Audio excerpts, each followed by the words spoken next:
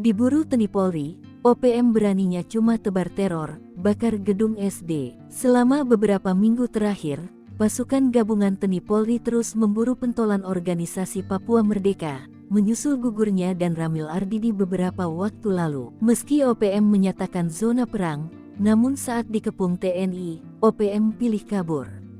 Belakangan, OPM mengambil jalan menebar teror dengan cara membakar gedung sekolah. Aksi teror ini diduga dilakukan oleh OPM Keniti Pagau dari Kodap 8 Kemabu, pimpinan Undius Kogoya dan Aibon Kogoya. Kelompok tersebut telah membakar gedung sekolah dasar Impres Pogapa di distrik Homeo, Intan Jaya, Papua Tengah.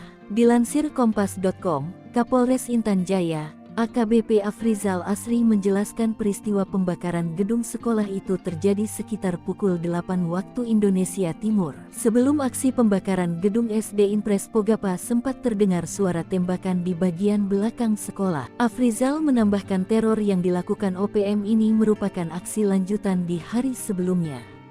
Kelompok yang sama dilaporkan menyerang pos polisi di Kampung Pogapa, distrik Homeo, Selasa 30/4 pagi. Kepala Operasi Damai Cartens, Kombes Pol Faizal Ramadhani memastikan, pelaku pembakaran sekolah adalah OPM pimpinan Undius Kogoya.